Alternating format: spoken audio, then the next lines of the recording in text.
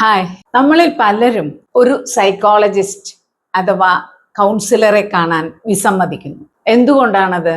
കാരണം പുറത്തറിഞ്ഞാൽ ബാക്കിയുള്ളവർ എന്താണ് നമ്മളെ വിചാരിക്കുക, അതുമല്ലെങ്കിൽ നിങ്ങൾക്ക് തന്നെ തോന്നാം എനിക്കെന്താ പ്രാന്തുണ്ടോ, അതുമല്ലെങ്കിൽ നിങ്ങൾക്ക് ചുറ്റിലുമുള്ളവർ നിങ്ങളോട് ചോദിക്കാം നിനക്കെന്താ പ്രാന്തുണ്ടോ, നിനക്ക് തന്നെ ഇത് ശരിയാക്കിയാൽ പോരെ എന്നൊക്കെ പറഞ്ഞ് അവരെ തെറ്റിദ്ധരിപ്പിച്ചു വെച്ചിരിക്കുകയാണ്. ഏറിയ പങ്ക് ആൾക്കാരുടെയും വിചാരം ഇത് തന്നെയാണ്. ഒരു കൗൺസിലറെ കാണുക എന്നുള്ളത് അത്ര ശരിയായ കാര്യമല്ല എന്നാണ് വിചാരിക്കുന്നത്. പക്ഷേ ആസ് എ സൈക്കോളജിസ്റ്റ് എനിക്ക് പറയാനുള്ളത്, എൻ്റെ അടുത്ത് വന്ന എത്രയോ പേർ പറഞ്ഞിട്ടുണ്ട് ഒരു സൈക്കോളജിസ്റ്റിനെ കാണുക എന്നുള്ളത് എനിക്കൊരു വലിയ പേടിയായിരുന്നു.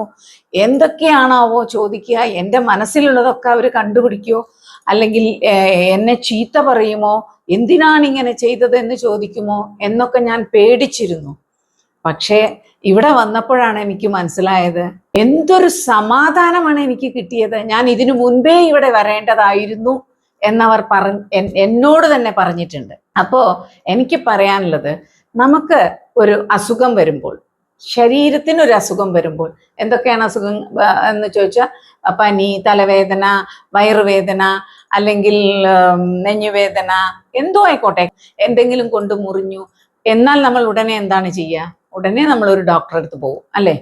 അതിന് നമ്മളെ ആരും ഒന്നും പറയാറില്ല. നമ്മളത് ധൈര്യമായിട്ട് തന്നെ പറയും, ഞാൻ ഇന്ന ഡോക്ടറെ അടുത്ത് പോയി എനിക്ക് ഇന്ന അസുഖം വന്നു എന്നൊക്കെ പറയും. ഇതുപോലെ തന്നെയാണ് മനസ്സിന് വരുന്ന അസുഖങ്ങളും എന്നാണ് എനിക്ക് പറയാനുള്ളത്. നമ്മുടെ ഈ മനസ്സ് നന്നായിരുന്നാൽ മാത്രമേ ശരീരം നന്നായിരിക്കുകയുള്ളൂ. എത്ര പേർക്ക് ഇതറിയാമെന്ന് എനിക്കറിയില്ല. അപ്പോൾ ആ മനസ്സിനെ നമ്മൾ എങ്ങനെ വെച്ചിരിക്കണം, അതിനാണ് ശരിക്കും ഒരു ട്രീറ്റ്മെന്റ് ആവശ്യം.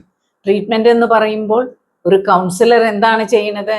അവരെ ശ്രദ്ധാപൂർവം കേട്ട് അവരുടെ പ്രശ്നങ്ങൾ മനസ്സിലാക്കി, ഒരു സൊല്യൂഷനും ഒരു കൗൺസിലറും കൊടുക്കില്ല. സൊല്യൂഷൻ കൊടുക്കലല്ല ഒരു കൗൺസിലറുടെ പണി. അതായത് അവർ കേൾക്കും, ഇത് ചെയ്യ് അത് ചെയ്യ് എന്നൊന്നും പറയില്ല, നിർബന്ധിക്കില്ല നിങ്ങളെ, ഇങ്ങനെ ആവണം, നിങ്ങളുടെ സ്വഭാവം മാറ്റണം എന്ന് പറയില്ല.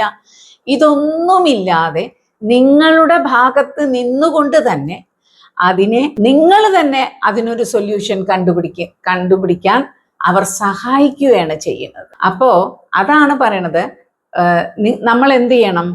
ശരിക്കും പറഞ്ഞാൽ നമുക്കൊരു നെഗറ്റീവ് തോട്ട്സോ എന്തെങ്കിലും നമുക്ക് ഉണ്ടാവാം, നമ്മളെ ബുദ്ധിമുട്ടിക്കുന്ന, നമ്മളെ അലട്ടുന്ന ചില കാര്യങ്ങൾ ഉണ്ടാവാം. അത് റെക്കറിങ് ആയിട്ട് വന്നുകൊണ്ടേയിരിക്കും. അപ്പൊ നമ്മൾ എന്ത് ചെയ്യണം? നമ്മൾ മനസ്സിലാക്കണം എന്തോ നമ്മളെ ബുദ്ധിമുട്ടിക്കുന്നുണ്ട് എന്ന് മനസ്സിലാക്കി, മാനസികമായി നമ്മൾ എന്തോ ബുദ്ധിമുട്ടുന്നു എന്ന് മനസ്സിലാക്കി കഴിഞ്ഞാൽ തീർച്ചയായും നിങ്ങളൊരു കൗൺസിലറെ കാണുക എന്നത് തന്നെയാണ് നല്ലത്. Thank you.